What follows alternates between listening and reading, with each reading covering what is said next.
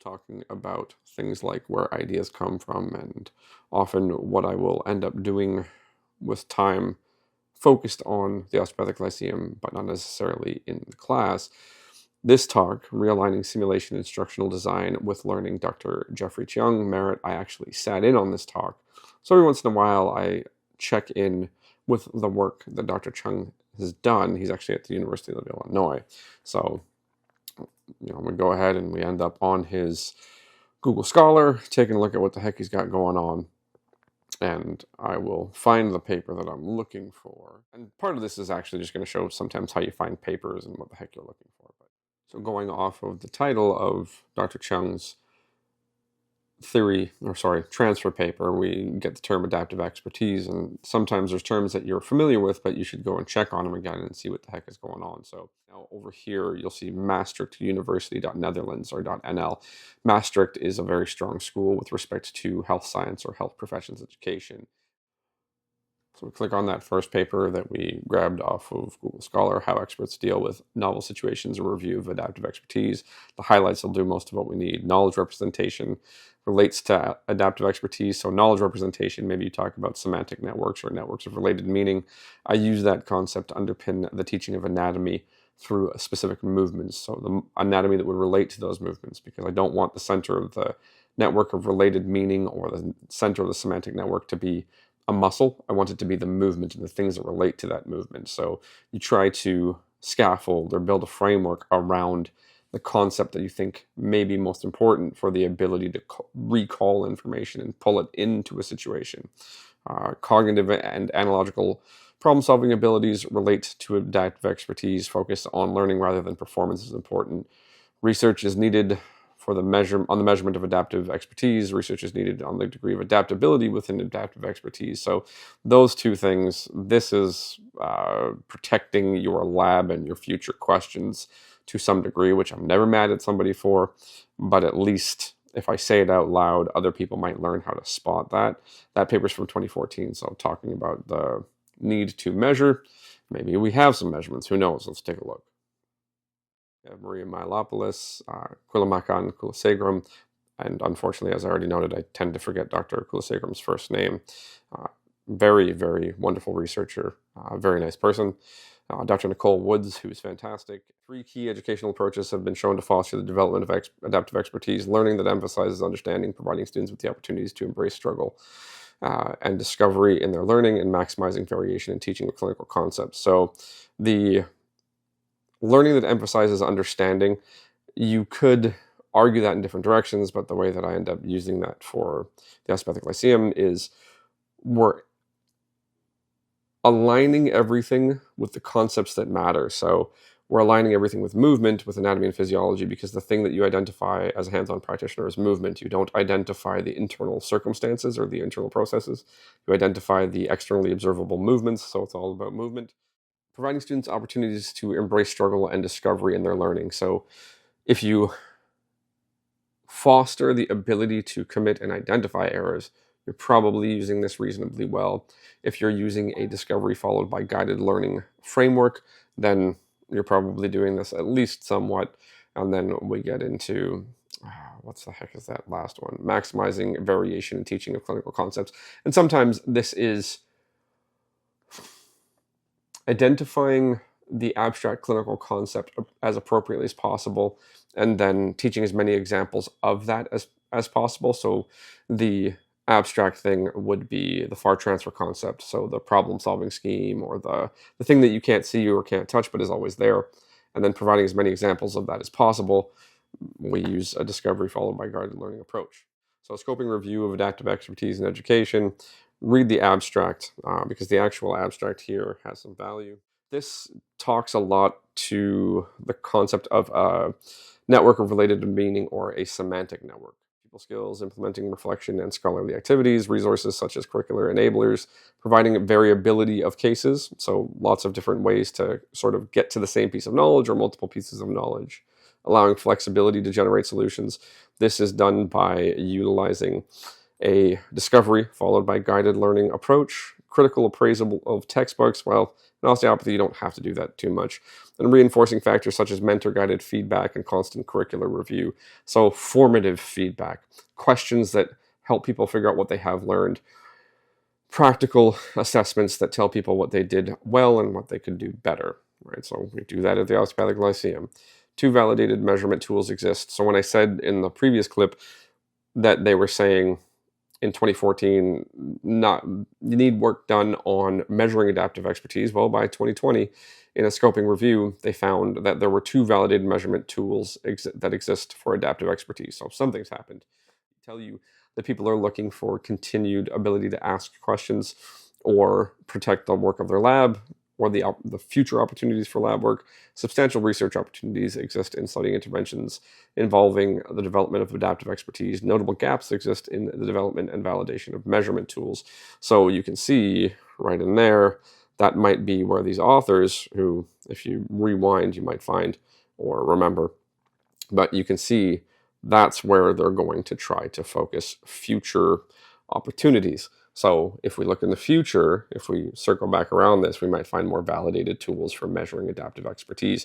As a construct, it may actually be somewhat annoying to measure. So in going through this, one of the things that I'm hoping to do is show you how some of the knowledge can come together. You can track it, you can see how I'm doing it as an example of how you might do it. You know, I look at that paper from Dr. Chung, adaptive expertise pops up, transfer pops up. Transfer I'm fairly familiar with, adaptive expertise I'm reasonably familiar with, but it's smart for me to go over it again, so I'm not talking out of my butt every time I talk to people about it and say, hey, this is what I know, this is where I know it from, you got something else, show it to me.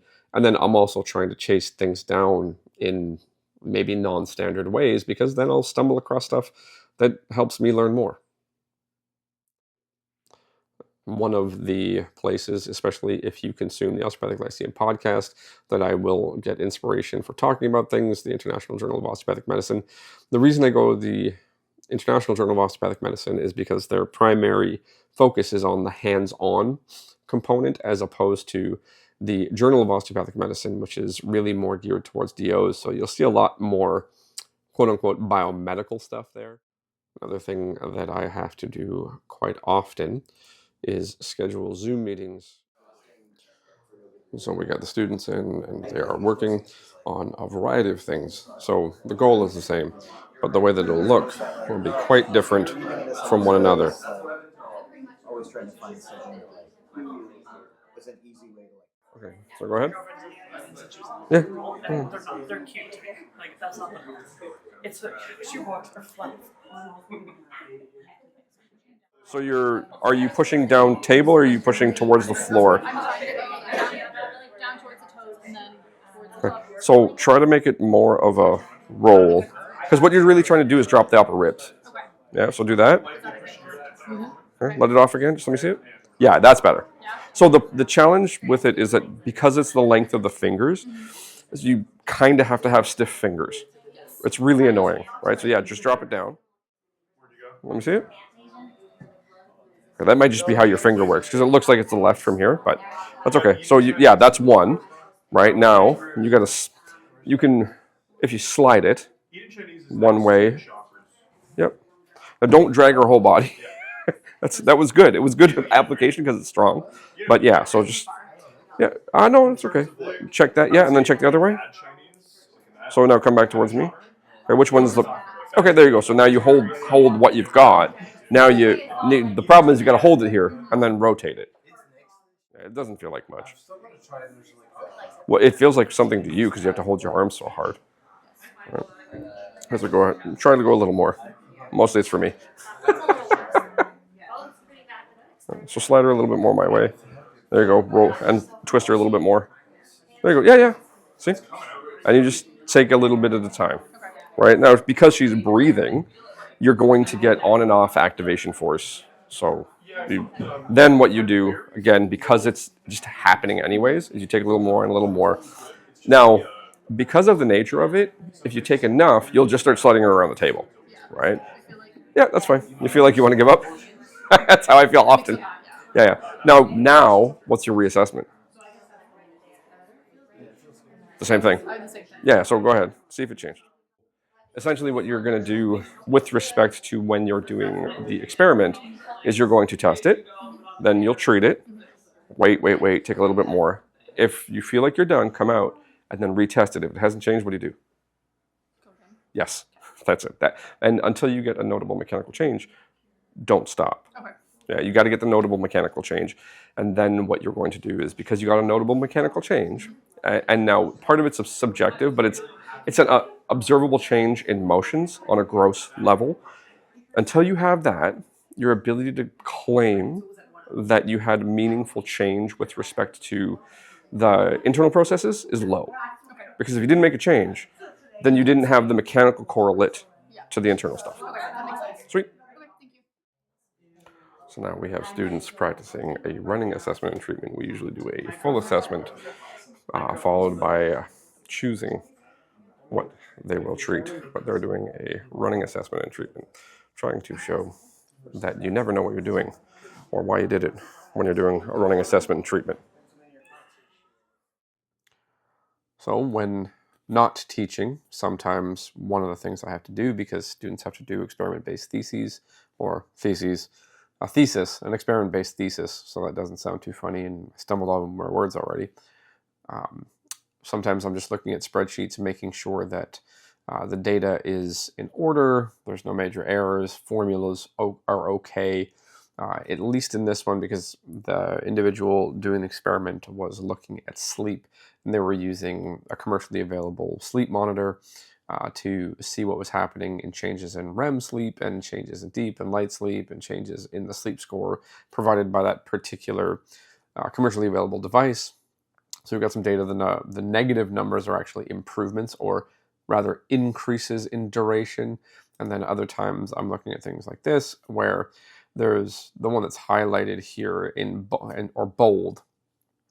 Sometimes there's some funny looking stuff on the data. There's one down here with a question mark, and there was a piece of data missing in the transcription from the original sheet. So we just got to go back and make sure that that looks okay. So sure, we teach hands-on skills. We also have this experiment-based thesis process where little tiny mundane things like making sure your data is properly entered will impact your ability to figure out what the heck was going on.